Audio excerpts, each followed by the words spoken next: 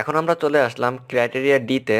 তো এখানে বলতেছে influenced sections the boundary element shall include the effective length with in compression and shall extend at least 300 millimetre into the wave. অর্থাৎ এটা একটা wave আর এটা একটা ফ্লেঞ্জ যদি হয়, এরকম ওয়েভ আর ফ্লেঞ্জের মতো যদি শেয়ার অল হয়ে থাকে, তো সেক্ষেত্রে এদিক থেকে এটার যে কতটুকু লেন্থ হবে সেটা আমরা পূর্বের আলোচনা থেকে বুঝতেই পারতেছি।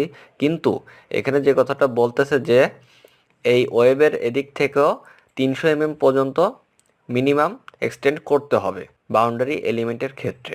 এরপরে ক্রাইটেরিয়াতে বলতেছে the boundary element transverse reinforced shall satisfy section এত থ্রো থ্রো ডি অ্যান্ড সেকশন এত except the transverse reinforcement spacing limit section এত shall be 1/3 of the least dimension of the boundary element। অর্থাৎ এই যে বাউন্ডারি এলিমেন্টের যে আমরা দেখতে পাচ্ছি, এই বাউন্ডারি এলিমেন্টের উইথ, এটা এখানে এইচ ধরা হচ্ছে, এটা বি দিয়ে ইন্ডিকেট করলে ভালো হতো।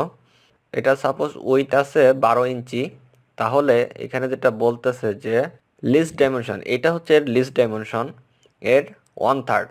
তাহলে এটা যদি 12 হয় তাহলে 1/3 হবে হচ্ছে 3 দিয়ে যদি আমরা ডিভাইড করি 4 ইঞ্চি। দ্যাটস মিন এইখানে যে আমরা টাইটা ইউজ করব এই বাউন্ডারি এলিমেন্টে, তার প্রত্যেকটা টায়ের ভার্টিক্যালি যে স্পেসিং, সেই স্পেসিংটা হবে 4 ইঞ্চি।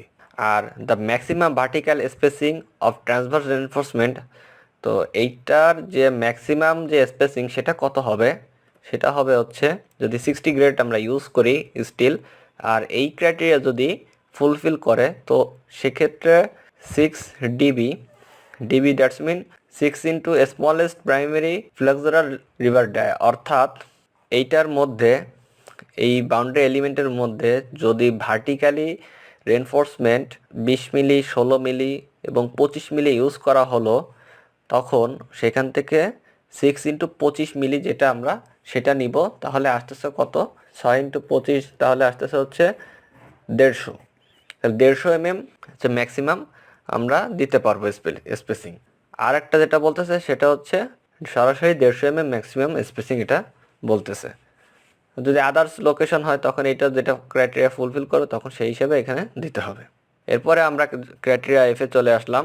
তো সেখানে বলতেছে transverse reinforcement shall be arranged such that the spacing এইজ into between laterally supported longitudinal bar around the perimeter of the boundary element shall not exceed the lesser of 350 mm and 2/3 of boundary element thickness. তো যে এইটার যে আলোচনা সেটা আসলে figure ছাড়া বোঝা খুবই কঠিন, আমরা সরাসরি ফিগারে চলে যাই। এই যে ফিগারটা দেখা যাচ্ছে, এটা একটা বাউন্ডারি এলিমেন্ট এবং এর ভিতর স্টিল রেনফোর্সমেন্ট ইউজ করা হয়েছে। তো এইখানে কয়েকটা ক্রাইটেরিয়া বলতেছে। তো এই এই বাউন্ডারি এলিমেন্টের এইখান থেকে এই পর্যন্ত যে ডিস্টেন্স সেটা ধরা হচ্ছে বি, আর এই স্টিলের এইখান থেকে এই পর্যন্ত ধরা BC2, আর এইখান থেকে এই পর্যন্ত ধরা হচ্ছে LBE, আর এইখান থেকে এই পর্যন্ত ধরা হচ্ছে BC1। তাহলে এইখানে যে হরিজেন্টাল যে স্টিলটা আমরা দিব, সেই স্টিলটা এদিক থেকে এসে এরকম এল হয়ে যাবে। তো এল যে হবে, তাহলে এটা কতটুক ডিস্টেন্স থেকে সে এল হয়ে যাবে, সেটা হচ্ছে এই যে বাউন্ডারি এলিমেন্টের যে আউট আছে, আউট থেকে 150 মিলিমিটারের কম থাকবে। এই যে এটার থেকে এর আউট পর্যন্ত যে ডিস্টেন্স 150 মিলিমিটার, অর্থাৎ 6 ইঞ্চি এর থেকে এর গ্যাপটা থাকবে 6 ইঞ্চির থেকে কম। এটা হচ্ছে একটা ক্রাইটেরিয়া। আর একটা হচ্ছে এই যে আমরা ভার্টিক্যালি যে রেনফোর্সমেন্ট আমরা ইউজ করব, এটার মধ্যে যে ডিস্টেন্স হবে সেটা হবে 300 অথবা LBE ইন্টু 2/3। LBE হচ্ছে এইটা। তো এই দুইটার মধ্যে যেটা কম সেটা আমাদের নিতে হবে। এটা হচ্ছে আর একটা ক্রাইটেরিয়া। এরপর আর একটা যেটা বলতেছে যে এই যে হরিজেন্টাল যে রেনফোর্সমেন্টটা আসলো এদিক থেকে, তো সেটার এইখান থেকে এই পর্যন্ত এর ডিস্টেন্স কত হবে, সেটা হবে হচ্ছে LDH। তো LDH হচ্ছে আমরা RCCতে পড়েছি, এটা কিভাবে বের করতে হয় সেভাবে বের করে এখানে দিয়ে দিলে হয়ে যাবে। আর একটা যেটা সেটা হচ্ছে এই যে টাইটা আমরা ইউজ করব, এই যে টাই, এই টায়ের হুপ লেন্থ হবে হচ্ছে লেস দ্যান 2b।